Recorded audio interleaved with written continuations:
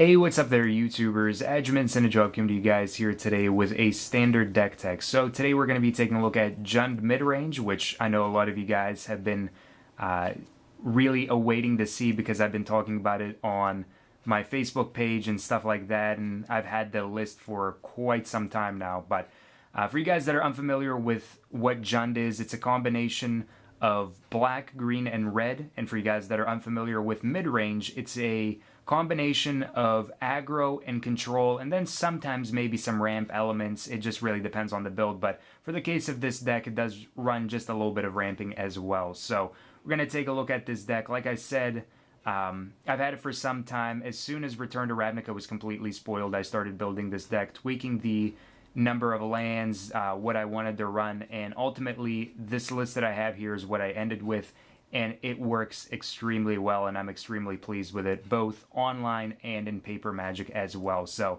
we're going to take a look at it. If you guys have any suggestions for decks that you would like to see, please leave them down in the comments below, and I'll take them into consideration for future videos. But the first thing that we're going to be taking a look at here is the land base. So we're running 23 lands, and first off, we're starting off with our shock lands. We have Overgrown Tomb, so we're running a playset of Overgrown Tomb, providing green and black for us. Then we have Blood Crypt, so we have a playset of Blood Crypt as well. And these are searchable with Farseek, and that's exactly what we want to do. We want to mana fix if we need mana fixing, and we can get appropriate colors by using Farseek. So we have 8 shock lands. From there we have Woodland Cemetery. So we're running a playset of the Cemetery. We have Dragonskull Summit. So a playset of the Summit as well. Rootbound Crag. We're only running 2 of these for red and green. For utility lands, we're running 1 Kessig Wolf Run, and it works very well in this type of a build. Ideal targets for Kessig Wolf Run are things like Bloodgift Demon with the flying, and also Vampire Nighthawk because it has lifelink and you can use that towards your advantage. But ultimately, any creature that we can pump up with Kessig Wolf Run unanswered is an optimal target. So easy way to utilize a lot of mana. And then we have our basics. So we're running 2 forests, and I have my nice Japanese ones here. Really fond of Japanese lettering for cards, and 2 mountains. Alright, so that's the mana base, 23 lands. Very on spot for how many lands we need in the deck, and ultimately how much mana we need to see and how it all works together. So now we're looking at everything else in the deck. So starting off with creatures, we have Vampire Nighthawk. So Vampire Nighthawk, 2/3 for 3 mana, flying, Death Touch, lifelink. Awesome creature, really awesome for being able to block flying threats, any small 1 power and toughness tokens that are with flying, any stuff like that, it can just block straight out there. You can also block Sigarda, which is a problem for a lot of decks, and being able to have a Death Touch creature in the air that can just block and trade with it is nice. Also, lifelink is relevant, and you can gain back a decent bit of life with Vampire Nighthawk in a couple of turns. But the greatest thing about him is he's just a wall, because your opponent, if they have something big, you can just block it, Death Touch, and get rid of it and trade your Nighthawk if it's something that's a really big threat or something along those lines. We have Huntmaster of the Fells, so Huntmaster is a playset as well. Huntmaster is great because he gains you back life whenever he hits the table. He also makes another creature that you can use to chump, or you can use to attack your opponent with. But ultimately, whenever he flips, it's really awesome because he's a 4/4. He deals 2 damage to a creature and 2 damage to your opponent as well. So you get a little bit of use out of him. But I like him most because he lets you gain some life out of him, and being able to gain life in this type of a format where there's a lot of different decks floating around, especially like aggro based and like Rakdos deck wins, and those types of builds, you want to gain back a little bit of life and have some ways to gain back life. From there, we have Olivia Voldaren, so we're running 2 of her. She is absolutely tremendous in the format, just because you can take any big thing that your opponent has. You're able to ping creatures with her first ability for 1 generic and 1 red, and she becomes bigger from that. And I mean, even if you're not planning on taking one of your opponent's smaller creatures, you can just ping them once or twice or however many times you need to. Olivia Voldaren gets bigger. She's a flying creature. She can attack in and more times than none deal damage that your opponent can't block, so she's really good for that. And the bigger she gets, the bigger of a threat she is to your opponent actually being able to come back from any life that they lost. So to Olivia Voldaren, but ultimately her second ability for 5 mana to take a creature that's a vampire, which her first ability creates the creature that you're pinging into a vampire. But the 5 ability is just absolutely extreme for being able to take big threats. From there, we have Thragtusk, so we're running 3 Thragtusks in the build.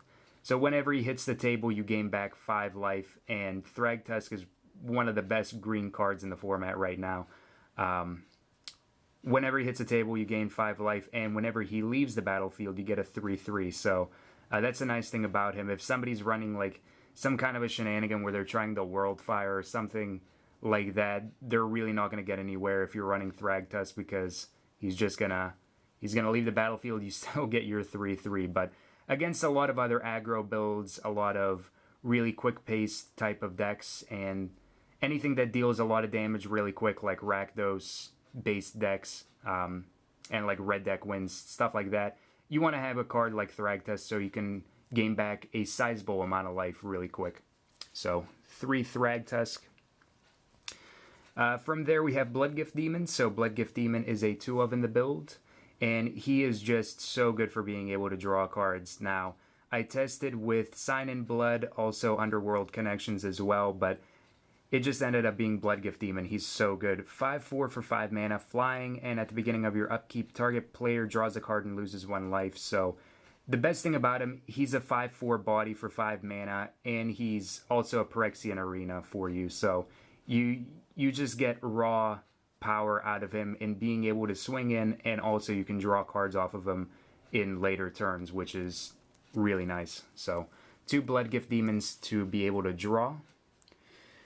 From there, we have our Planeswalkers. So we're running 1 Vraska the Unseen. Mostly with her, she's going to be out here for her -3 ability, destroy target non-land permanent, because she can just destroy Planeswalkers, creatures that are annoying, anything that's a nuisance and that we don't really want to see. So Vraska is really good in that. She's really easy to pump up with her +1 ability, and especially if you have a dominant board presence, and if you're able to just board wipe or keep the board clear, you can get her up to her -7, or we'll get her up to like 8 loyalty, then -7, get your assassins, and then just win from there, because more times than none, your board control is going to be so overwhelming. But the -8, the -7, the ultimate isn't really going to be the main goal here. It's the Vindicate. It's the -3 that we really need her for in this build.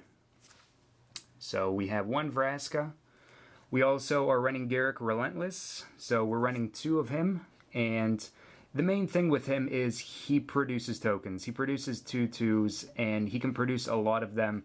It produces chump blockers for you. I mean, even if they get bonfired or something like that, he's still really good. If he flips, where if you're going to trade one of your 2/2 wolves or something equal that your opponent has, like a 2/2 or a 1/1 or something of the sort, if he flips, then you're able to search for stuff like Thragtusk, Olivia Voldaren, Bloodgift Demon, Huntmaster, or Vampire Nighthawk. You can search for things that you need in the given situation. But more times than none, if I'm searching for anything, it's going to be for Thragtusk or Olivia, especially if they have something big, because I can drop Olivia, ping it, and then the next turn just take their big creature. So 2 Garruks.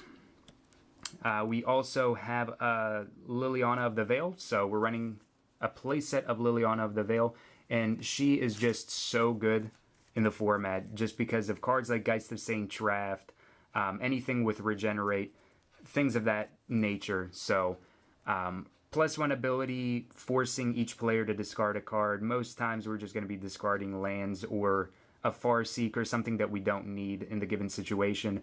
-2, target player has to sacrifice a creature, so we're going to force them to sacrifice something they don't want to sacrifice, which is always good. Especially around creatures with regenerate, because regenerate doesn't do anything to sacrificing, so they have to sacrifice a regenerate creature if they have it. And also, like I said, it gets around Geist of Saint Trapped, which is a nice thing as well. So Liliana of the Veil, if you get her up to her ultimate, you pretty much have a really, really good chance of just winning outright from there in the next couple of turns. But after you hit her ultimate, if you're effectively able to separate your opponent's permanents to where they can't really come back from it, then you pretty much have the best board presence possible, where if you have like 1 or 2 creatures, you can just bash in until you win. So playset of Liliana of the Veil. From there, we're going into our instants and sorceries. So we have Farseek, running a playset of Farseek. So ideally, turn 2, we can drop Farseek, get our 3rd land drop, then turn 3, play something like Huntmaster of the Fells, even Olivia Voldaren, or just go into like Vampire Nighthawk or a Liliana. But Farseek is really good because it lets you fix and it lets you get appropriate mana that you need if you're maybe missing a red source of mana, or even another source of black, something along those lines. So Farseek is good. You can search up the Blood Crypt or Overgrown Tomb, and that's pretty much it with Farseek. It's kind of a self-explanatory card. So playset of Farseek, I'm going to put those up there. Then we have Bonfire of the Damned. So we are running 3 Bonfires, and Bonfire is probably one of the best cards in Red, if not the best card that Red has to offer in the format, right now at least, with Return to Ravnica out. Bonfire, if you hit into the Miracle, you're just able to tap out all of your mana, or at least however much mana you need to just board wipe your opponent, and then you can just deal that X amount of damage to them, or you can actually redirect it to a Planeswalker, which is relevant in some different matchups like Control. I'll know if they're just making like Lingering Souls tokens and stuff like that, then I can clear the board of tokens, deal the damage to the Planeswalker, and get rid of the Planeswalker as well. But Bonfire of the Damned is really good as a board wiping element. So we have that. Then we have Dreadbore. So we're running a playset of Dreadbore, and it's a bane to both creatures and Planeswalkers alike. So for 2 mana, 1 black, 1 red, destroy target creature or Planeswalker. So plain and simple, it just kills things. And then the last card that we have here is Pillar of Flame. So Pillar of Flame is really good because it gets rid of creatures, and you don't have to worry about any whenever it dies abilities or undying, anything like that. It's really optimal against zombies because you can hit into Geralf's Messenger, their Grave Crawlers, Blood Artists, anything like that you don't really want to hit the grave or have any type of a interaction where it hits the grave, anything like that. So Pillar of Flame deals with that. You can also use it on Planeswalkers where if they're down to like 1 loyalty, if they just used one of their minus abilities or something like that. I know I've used it on Jace, Architect of Thought before, where they just go into their Factor Fiction ability, well, the half Factor Fiction ability, straight off of just playing him to find more answers, and I'll just Pillar of Flame and get rid of him. So it's versatile, but it's mainly just used to get rid of creatures that you don't want them to hit the grave and have any effect of graveyard interactions, shenanigans, and that kind of stuff. So that's the main board that I have for this deck. Pretty straightforward. The more you play around it, the more accustomed you get to what you need to search for with like Garruk, and whether you want to make tokens or what you want to do with the Planeswalkers and stuff like that.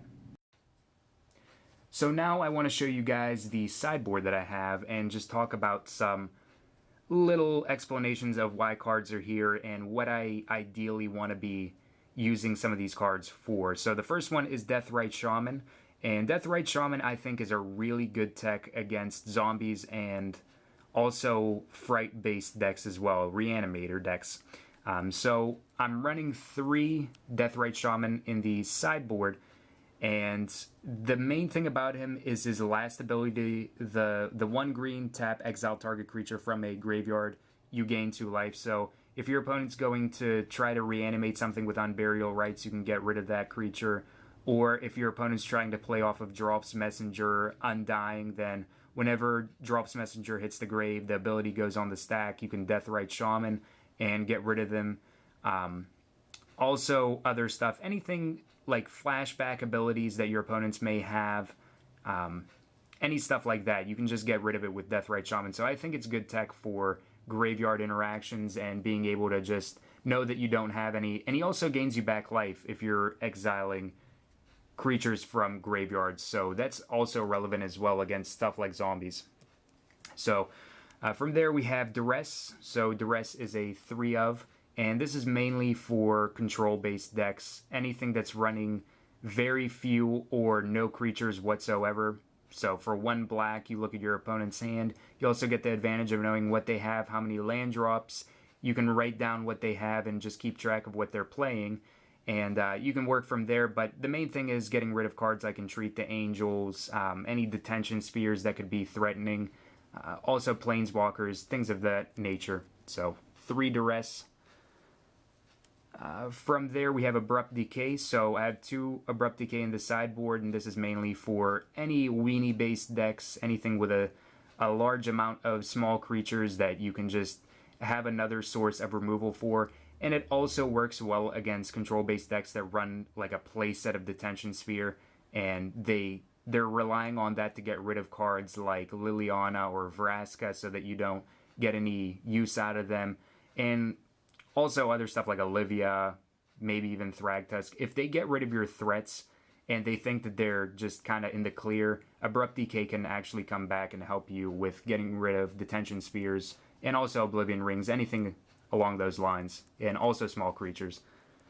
Then we have Pithing Needle, so running 2 Pithing Needles, and this is mainly for planeswalkers and control-based stuff. So I can name whatever planeswalker my opponent has, and whatever I saw game 1.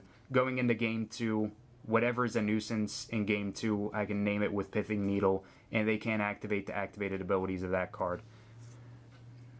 Then we have Slaughter Games, so again, for slow-based decks, Slaughter Games is good. It can't be countered, so you pretty much have the resolution of it, definitely.